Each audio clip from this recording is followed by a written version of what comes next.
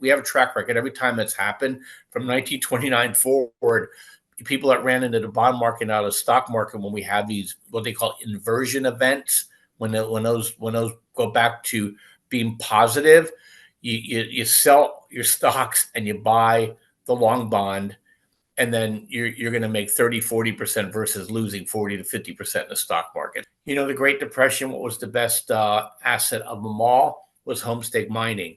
So the gold and silver miners are going to do well in a depressionary environment, because real assets are going to become more valuable in a deflationary environment. It's counterintuitive. People think, oh, inflation, gold, but gold does extremely well when you have basically a deflationary collapse too, because it holds its value over something else.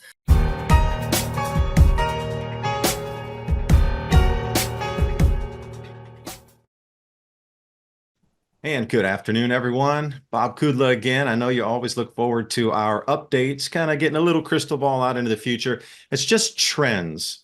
You can see more of the trend than call it specific. So if you can wrap into the trend and then do some of your own analysis in on that laser niche that you're looking for, particularly to help you get through these times that we all see are changing.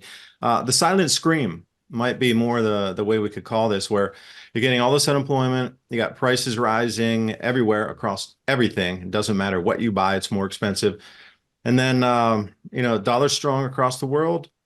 But what comes next after this or during this event? Not sure, because I wanted to talk about my personal experiences traveling. And then Bob wanted to talk about credit card data and kind of how this all melds together of what I've seen. Because, I've just traveled for 4 months. I'm just back to the US. But I've seen 3 instances of money, 50% decline, doubling in prices, and how that affected the society. So hopefully we can get something out of our talk today. So Bob, thanks for joining. And the floor is yours. Yeah, Dave, yeah, thanks for having me. You are right. So what's going on right now is with the interest rates being pegged relatively high in the United States, it's causing the dollar to have strength, which is destroying all other currencies around the world. And not sure how much longer they're going to be able to continue to do that until somebody's going to blow up big time, i.e. like the Asian crisis of 1998 or the peso crisis that we had in Mexico earlier than that. And I think then you'll see a reversal, in the dollar. The other thing too with that is that Janet Yellen's playing a very dangerous game by only selling treasuries that are very, very short duration. And what that allows the bankers to do is to obviously collect that premium, but they don't get dinged on it as an offset against their capital requirements. They're able to actually leverage that as treated as cash, and they can leverage that up, I think, 8-1. And that's what's been pushing on the stock market, because the bankers turn right around and they push that extra cash into speculative assets, not really necessarily lending it out, as you can see. So we have that moving on. That's why people are so confused why inflation is running hot, employment is drifting up, and you can say it's probably much higher than they're announcing it, but yet the stock market keeps moving higher. But that's the reason why, is because they're pushing more and more and more leverage, into the system. And it all ends when she can't do that anymore. And you get the refunds that are, when I mean refunds, the refunding or the refinancing of this debt becomes, in the trillions every year. And it's just going to become an absolute chaotic event when they have to go out on the futures curve, which it will sooner or later, and then the dollar rolls over. That affects the stock market. That affects commodity prices, which affects inflation. And even with the strong dollar, Dave, they still can't get inflation under control, because if you notice, every time interest rates creep up, energy prices creep up with it. So they're being counteracted on now. There's no Goldilocks anymore, and higher energy prices just obviously, as just siphon right through the entire supply chain and back out to the retail person. So that's what we're dealing with. I kind of was joking with you. This is the silent scream, because anybody on a fixed income is now having to make decisions in their life, and these decisions are really interesting. From a psychological standpoint, Americans in general aren't used to picking between have to have spending and want to have spending. And basically, the money is drying up for the want to have spending. And that has dire implications for our economy, because want to have spending is things like you like to do, but you don't have to do, obviously. And those are the things that give you, I think, happiness, in terms of things to look forward to. Nobody wants to work to live. They want to work to have something beyond just living. And I mean, hey, taking your kids to camp, or the taekwondo camp, or the soccer camp, or you getting your nails done, or you go and getting a massage, you taking a trip, you going out to eat, have a gym membership. All these things are starting to dry up, and you can see it. The RV sales are down, gym memberships are down. I mean, you see the offers they're putting out there now. Car sales are getting absolutely obliterated right now, and you got credit card defaults are increasing rapidly. And this is one of the things that was basically the pinprick of the bubble in 2008, is basically just people just could not maintain the lifestyle, and they ran up their cards, and then they had a default. And we're going to get this default cycle right in the middle of a commercial real estate crisis as well. So you're going to have a lot of things stacked up on you, and it's not going to be pretty. And the problem with this, Dave, it's insidious. It's not like, hey, this stuff's going to just go down. This stuff's starting to get baked in. I mean, I went out to dinner last night, and I hate it. I only go because you got to get out of the house sometime. But I mean, I had spaghetti and meatballs. My wife had swordfish. Okay, and it was with tip. It was $110. I mean, absolutely insane. The markups these guys are throwing on there, because the sales volumes aren't where they used to be, and employee expenses are running high. Well, how many people can do that on a normal basis? Very, very few. And I think you're starting to see where higher costs are going to start limiting sales, and then it becomes a vicious cycle downward until prices do break. And they will break. We will go from an inflationary environment to a rapidly deflating environment, and then it's going to be really, really, really scary. Yeah, and you have to be thinking about how to try to, make some extra money during this time. Trade with 2030.com. Check out that site there. With Bob here and their trading rooms, and also different ideas of how to get into the markets when these changing times, up or down, both. There's ways to, to make more money as you're moving through this. And that's another thing, is if you're sitting back here poor, broke, depressed, and thinking negative thoughts all day long, every day, your life's just going to get worse. You're going to get into that downward spiral as well. Or you can look at that and go, wow, there's opportunity for me to make more money every day. And you start to get into that cycle where things are starting to move up, where every opportunity you're looking at is like, I can do something different. I can make more here. I can help this. And once you get into this spiral, whatever spiral you want to choose to put your own mind, thought, and energy into is your choice. But as we move through, from what I have seen, I can summarize what I've seen in the last 4 months traveling is the genie's not going back in the bottle. And it is something big this way comes. Because I've seen in Hungary, and the crazy thing is the Germans are now the #1 country of migrants moving from Germany into Hungary because it's so much cheaper to live there. German power prices have increased some 10 times, 10. An enormous amount of businesses are gone. Up 60% of all German businesses have closed. And that's even large factories like Bosch and BASF and a few others have closed over there. And it's a downward spiral, and their car prices down 40%, and people are looking to escape. And this was the interesting thing, is we had a chuckle about this, and it's kind of that people were stuck behind the wall there, East and West Berlin, and trying to get over to West Berlin, but now they're running over into Hungary, which was before, in the Soviet region, in the Soviet Union's grasp of that point. Things have changed so drastically that Germans are trying to escape Germany because they can't live. They can't exist there. So they're going to Hungary because it's so much cheaper. Now, as Americans, a lot of them don't even have passports. Are they considering moving to a second country to escape these prices? If you're not on that plan, then you need to have a plan to be able to make more money right now. And doing trading is a great way to do that. You don't even have to leave your house. You don't have to have the expense of the fuel to go anywhere else. You can do it from home. So, trade2030.com or tradelikeagenius.com. Take a look at the opportunities there. But what I've seen outside in the world when these prices are running away, it's devastating. Japan, and I'll come back to you, Bob. But we went to Japan. The last time I had traveled there, the exchange rate was 100 to a dollar. It was 152 at the high when I was there to 148. So it ranged in those four points for the day, or the week that they were there. It actually went from 148 to 152, and then it peaked and it dropped back down. That is a 50% decline in their living. And they were screaming about it. They were angry about it. They were depressed about it. And the whole society reverberated with that. Everything's way more expensive. And we got to work twice as hard for half as much stuff.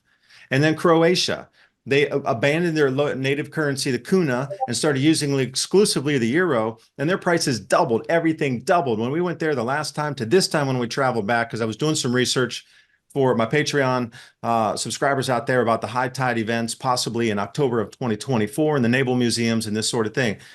Doubling in prices, everything doubled.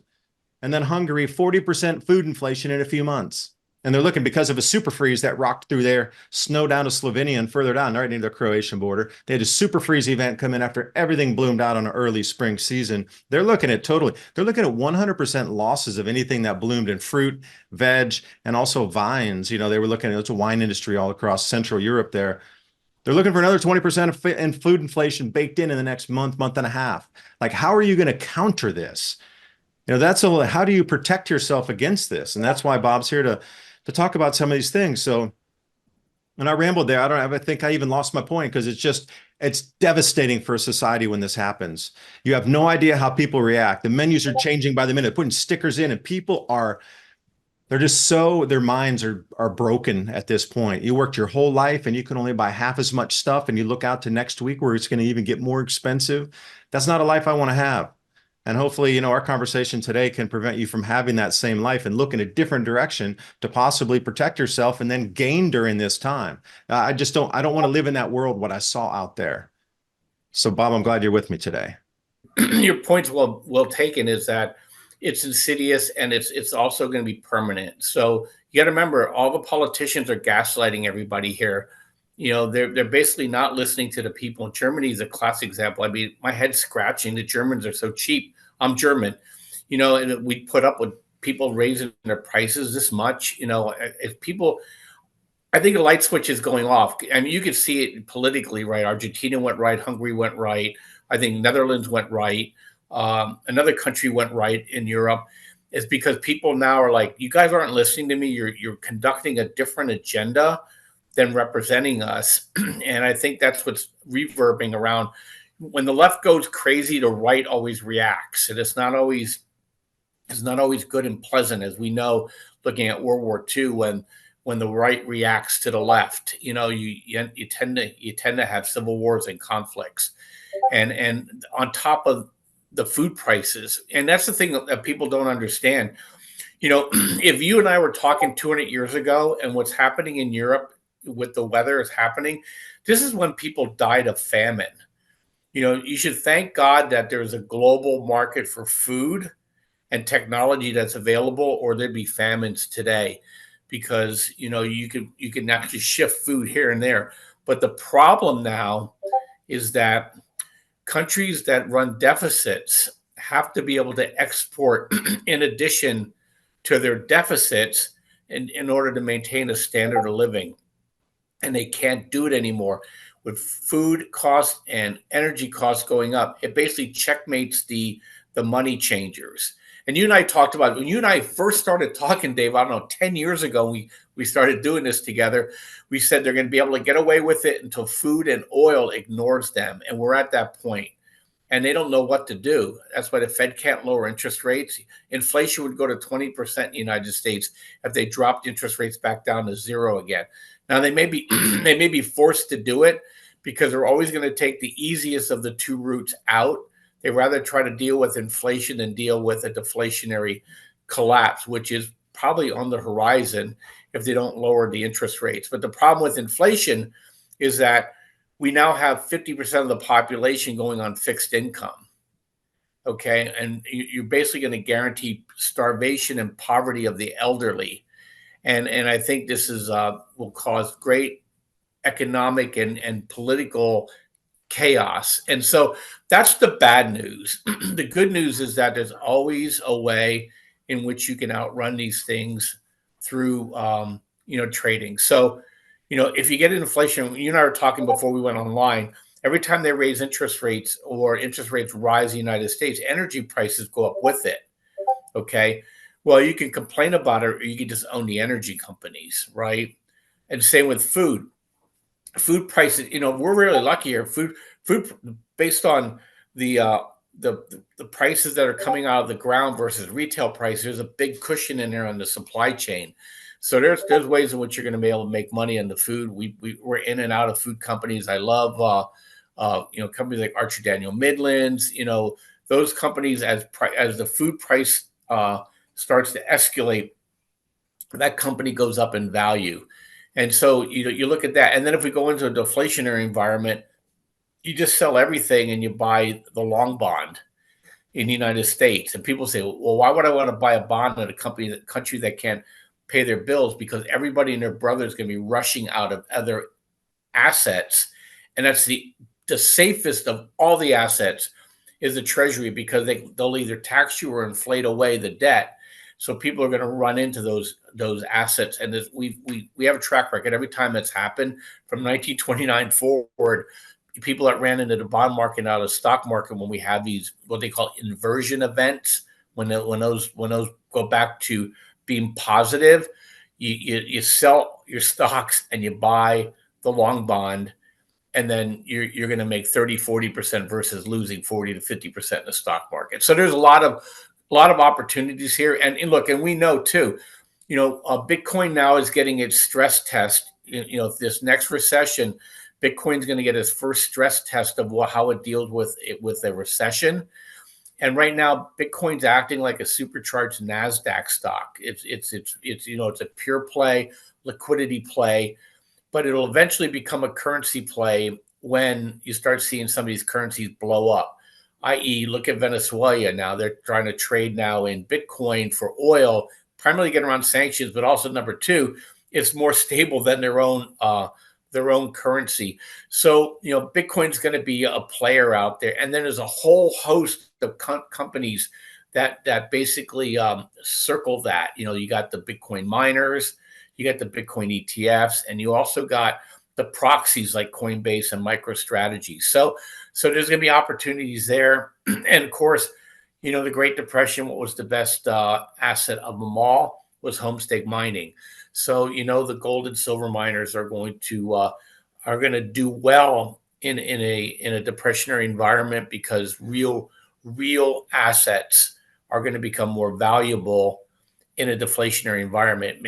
It's counterintuitive. People think, oh, inflation, gold, but gold does extremely well when you have basically a deflationary collapse too, because it holds its value over something else. So there's tremendous opportunities out there. And look, unless like you get a nuclear attack here, none of these things were ever surprises. Okay, the 29 crash, people had months to understand that was coming.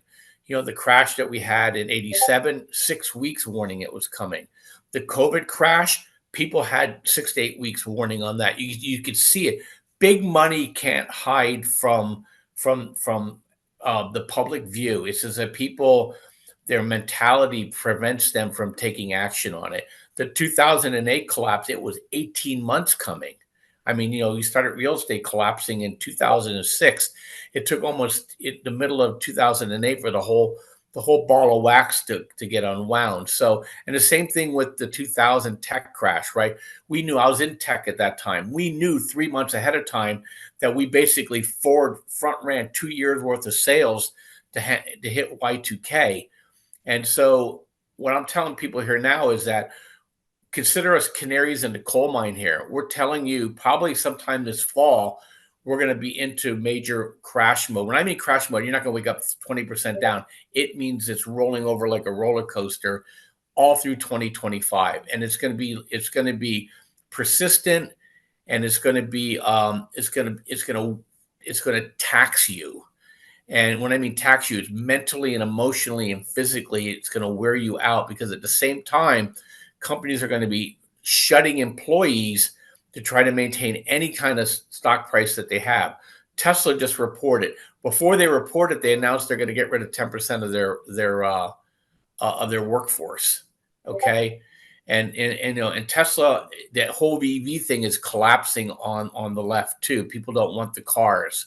And so you're going to have tremendous opportunities to take advantage of these things. So I want to give people encouragement in the midst of this gloom. Dave and I are being gloomy because we want people to listen. And we know in social media, if we told you everything's great, you would ignore us. But if we tell you the world's going to end tomorrow, you're going to at least listen to us, and then you're going to at least have an opportunity to take advantage of the assets that are going to really do well in that environment, and they will. So that's kind of my message back, my rant back to you, Dave, is that, look, things are bad. You can see it. I don't think at any point people can deny the fact that things are not right. Okay. But the stock market moving up is moving up in a very narrow way. And that's going to catch a lot of people wrong, because people say, oh, the stock market's doing fine, until it doesn't. And then that's it. Then there's nothing left. And so you need to be ahead of that. The old phrase is, he who panics first panics best. And we want to put that in people's heads right now. And look, you're going to make money.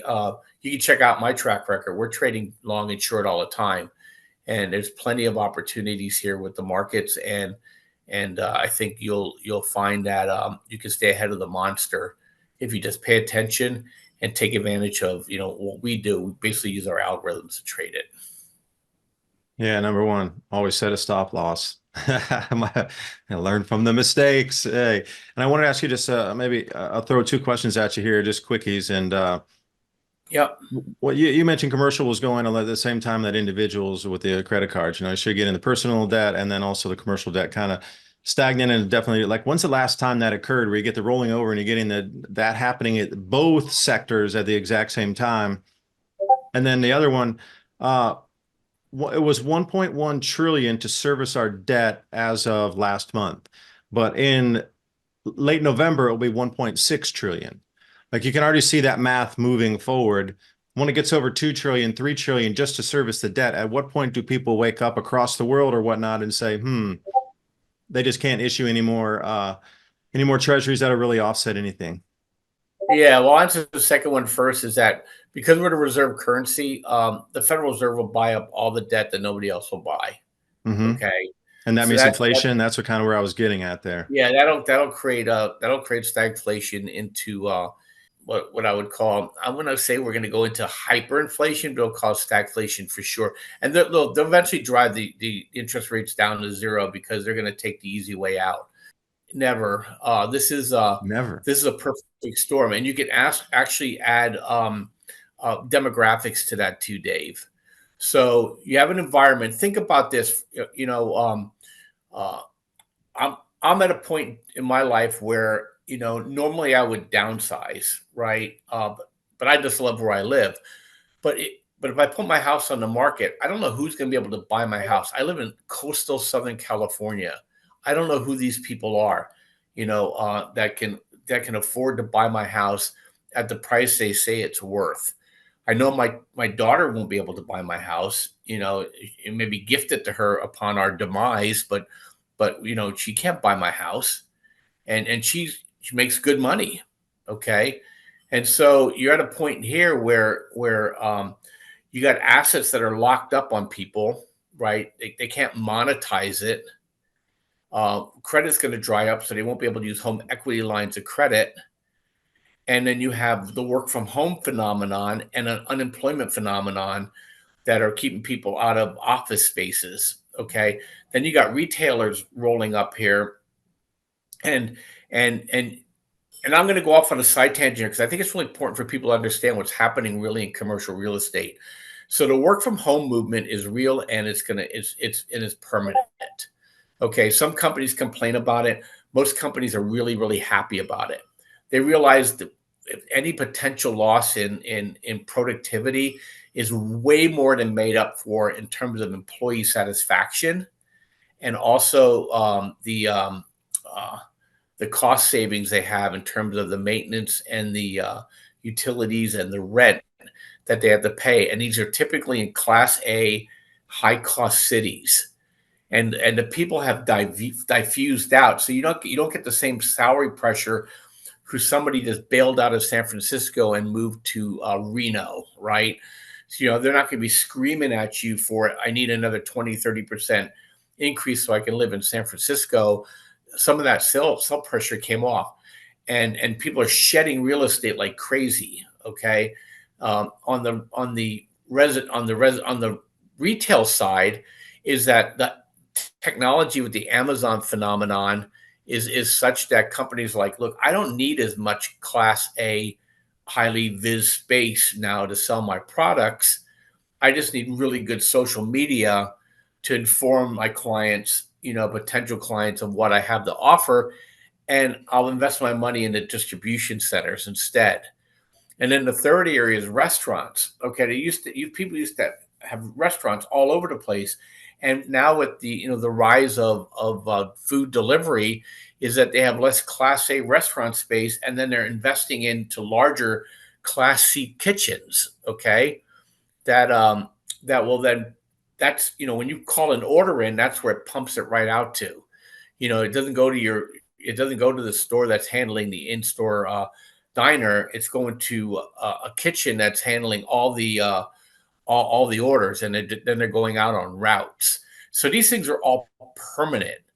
The next thing that's going to happen is in the AI robotics revolution that's in place now, where you're gonna actually even shrink the footprint even more.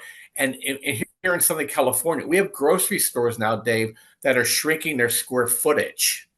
Okay, because of the rise of people buying and have just going out to their car, having it delivered to them, and it's being handled behind the scenes in warehouses, and they're shrinking their footprint. And they're also, if you notice in grocery stores, is that the lower end prices are going up, but the higher premium stuff, the stuff that sits at the eye level top shelf, if you notice all the sales on all those items, well, a lot of those are going to get discontinued, and you're going to see a shrinkage in the availability of diverse product lines.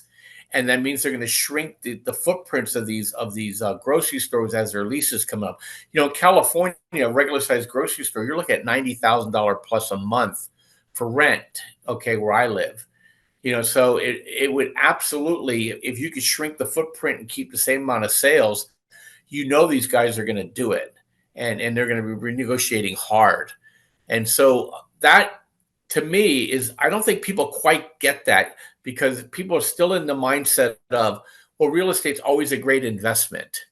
Well, it's a great investment until you get gated for 5 years on your commercial real estate investment because they can't find a seller and nobody's renting the property, and they won't let you out of your investment at par. They may let you out at a haircut. Okay, so that has dire implications. And then the follow on to that, Dave, is that then these cities' tax bases are getting eroded. Okay, and then the politicians they're already pretty radical. They'll go full on communist and drive out the rest of the people with money, and then we're gonna be sitting here in this country with 50 or 60 black holes, okay, of just imploding revenue, imploding pensions. And if they think they're going to solve this problem by importing 5 million illegal immigrants that are dirt poor, I think people are sadly mistaken. They should be out there finding 5 million rich people and bringing them from other countries, but they're not doing that. So we're going to have this huge underclass. At the same time, these local entities can't support it. and that's why this thing gets pretty ugly here pretty fast.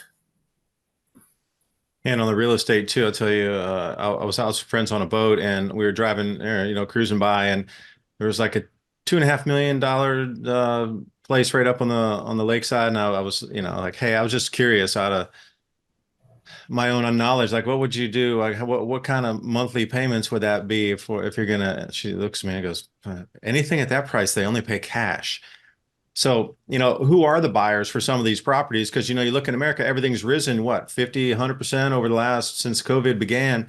So houses that were 500,000 are now more than 1 million. And if that goes the same true from now on for purchases of homes over $1 million would be cash only. I mean, really that pool of persons out there that have 1 million cash that could just pay and walk away, that is shrinking by the second. You got to look around the United States and see what the home median prices are now. And it's just absurd compared to what it was previous to COVID. Farmland, I was talking to a guy just yesterday and he's like, yeah, my friends have been looking out here where I live and haven't been able to find a scrap of land. There's nothing. I mean, yeah, you got vertical cliffside that you can't build on, but other than that, it's all gone. So, right. Who's going to be able to really fund and continue to run the economy? That's more the question. And yep. Again, it all comes back to how do you survive? Okay, if you're planning on not moving or you're planning on not buying $1 million houses here, there, and everywhere, then what it truly is to play for the rest of us sitting out here. Okay, this thing is starting to crumble beneath the feet. It's like an earthquake where you can start to see in some of these disaster movies where the land is falling away from under you. That is the stability we used to enjoy in this country and globally. Now what is more the question, really? And what can you put it in? I do believe that's the same thing with gold, silver, and all this. The miners are going to be the ones that are going to really take the lion's share of that because people are going to be knocking at their door 24/7, increase production, go explore more. But then on the other side, you got the Biden administration shutting down land leases up in Alaska, and our energy is getting cut off again for the second time. If it wasn't the Keystone Pipeline and all these other sets of pipelines, and now they're taking Alaska off. So, I'm looking at this going, is this a purposeful thing? And if it is, then, how can you even protect yourself more? Because you're going to have some sort of plan B. Yeah, I'll give you a trade just off the Keystone thing. Our pipelines in the lower 48 are between 80 and 90% full. And so the pipeline operators now are going to start auctioning off access to that for oil. And so, you want to buy companies like ET, right? WMB, KM, I think it's KMI, Kinder Morgan. Those guys pay really nice dividends, and they're going to be able to raise prices. So there's always a yin and a yang, right? The left likes to have bloodless coups, right? Well, you're not going to have a bloodless coup this time. People are reacting to these actions. So you're going to have you're going to look at LNG shippers. One we've recommended forever that just trades in a $4 range, pays $1 dividend a quarter. LPG is freaking ATM machine, right? You got these pipeline operators, super safe. You always, the only way you can ship oil in this country efficiently is through pipelines. So they can't shut the pipelines down, right? Although cyber may try to, but not from economic standpoint. So I own a bunch of those. So there's a lot of things you can do to protect yourself. And so, every action you have to look at. The other thing that you were talking about, and I lost my thought on it again because I was listening to you, is that, with the oil and stuff going up, that just makes the domestic supply that's already available go up in price. So like I own ExxonMobil is my number one ownership position for our family. And it just grinds out a nice 4% dividend. You can sell calls against it. You get an effective yield of 15%. And there's a stock out there called XOMO that does that for you. You don't even have to even think about how to sell calls. Bob, I don't know how to do options. We don't have to learn how to do options. Buy XOMO. I want to buy TLT. I don't know how to sell options. We'll buy TLTW. So these are the kind of things that we help people and we teach them how to trade. And the thing what we do is different than anybody else. I'm not telling you you're going to be rich trading with me. I'm going to tell you that I'm going to help you increase your wealth by really good practices and set you up in really good trades in the right areas at the right time. So, we have really effective algorithms and we We put people into trades that are going to prosper in the environment that we're heading into. We give you the tools so you can trade whatever you want too. These are really best practices. They're graphical. You don't have to even think. They're one eyeball decisions. You can see it. Oh, I need to buy that, or I should probably sell that. So really good system. Then we put together deals, Dave, as you know, and so you can go through Dave's website. You get a really good discounts. We provide it to Dave on Trade with Dave. Trade with 2030.com. Yeah, but if you come to my site at tradelikeagenius.com, please tell me you come from Dave. You know, people forget. We had people last month that came over and you know, we ask. So it's my way of supporting Dave's show.